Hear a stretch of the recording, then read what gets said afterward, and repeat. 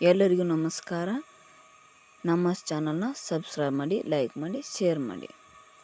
ಭೂಗೋಳಶಾಸ್ತ್ರ ಅಧ್ಯಾಯ 12 ಭಾರತದ ಮಣ್ಣುಗಳು. ಅಭ್ಯಾಸ ಮೇನ್ ಕ್ವಶನ್ ನಂಬರ್ 1. ಕೆಳಗಿನ ಪ್ರಶ್ನೆಗಳಿಗೆ ಖಾಲಿ ಬಿಟ್ಟ ಸ್ಥಳಗಳನ್ನು ಸೂಕ್ತ ಪದಗಳಿಂದ ತುಂಬಿರಿ. 1. ನದಿಗಳು ಪರ್ವತ ಪ್ರದೇಶಗಳಿಂದ ತಂದು ಸಂಚಯಿಸಿರುವ ಮಣ್ಣಿಗೆ ಡ್ಯಾಶ್ ಎಂದು ಕರೆಯುವರು. ಮೆಕ್ಕಲು ಮಣ್ಣು. 2. ಕಪ್ಪು ಮಣ್ಣಿನ ಪ್ರದೇಶವನ್ನು ಡ್ಯಾಶ್ ಎಂದು ಸಹ ಕರೆಯುವರು. ಡೆಕ್ಕನ್ ಟ್ರಾಪ್. ರಾಜಸ್ಥಾನದಲ್ಲಿ ಡ್ಯಾಶ್ ಮಣ್ಣು ಹೆಚ್ಚಾಗಿ ಕಂಡುಬರುವುದು. ಮರುಭೂಮಿ. 4. ಭಾರತದಲ್ಲಿ ಹೆಚ್ಚು ವಿಸ್ತಾರವಾದ ಪ್ರದೇಶದಲ್ಲಿ ಹರಡಿರುವ ಮಣ್ಣು ಮೆಕ್ಕಲು. 5. ರಾಗಿ ಮಣ್ಣು ಎಣ್ಣೆಕಾಳುಗಳನ್ನು ಬೆಳೆಯಲು ಡ್ಯಾಶ್ ಮಣ್ಣು ಸೂಕ್ತವಾಗಿದೆ. ಕೆಂಪು. Main question number 2.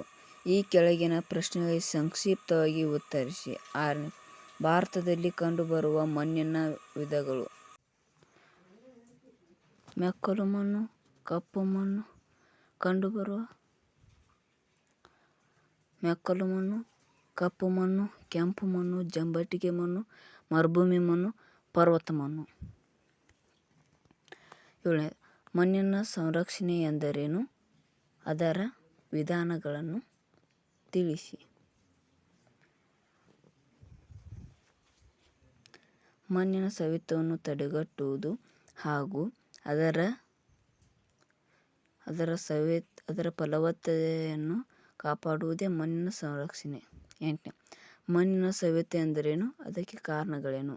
ಭೂ ಮೇಲ್ಮೈ ಕಂಡುಬರುವ ಸಡಿಲವಾದ ಪದರವು ವಿವಿಧ ಪ್ರಾಕೃತಿಕ ಶಕ್ತಿಗಳಿಂದ ಸ್ಥಳಾಂತರ ಹೊಂದುವ ಕ್ರಿಯೆಯನ್ನೇ ಮಣ್ಣಿನ ಸವೆತ ಅಥವಾ ಭೂ ಸವೆತ ಎಂದು ಕರೆಯುವರು.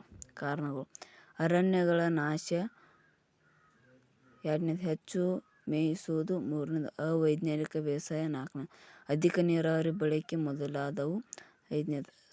ರಭಸವಾಗಿ ಹರಿಯುವ ನೀರು ಮತ್ತು ಪ್ರವಾಹ. 6. ಇಟ್ಟಿಗೆ, ಹಂಚು ಮತ್ತು ಮಡಿಕೆ ತಯಾರಿಕೆಗೆ ಮಣ್ಣಿನ ಅತಿಯಾದ ಬಳಕೆ. 9. ಮಣ್ಣಿನ ಸವೆತದಿಂದ ಉಂಟಾಗುವ ಪರಿಣಾಮಗಳನ್ನು ತಿಳಿಸಿ.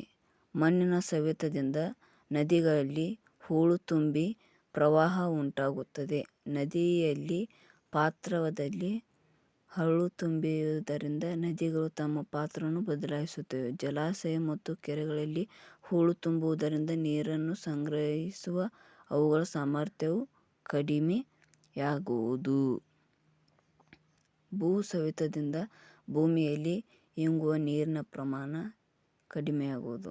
ಹಿಮಾಲಯ ಪರ್ವತಗಳಲ್ಲಿ ಯಾವ ಬಗೆಯ ಮಣ್ಣು ಕಂಡುಬರುವುದು? ಪರ್ವತ ಮಣ್ಣು ಕಂಡುಬರುವುದು. ಧನ್ಯವಾದಗಳು. Thank you.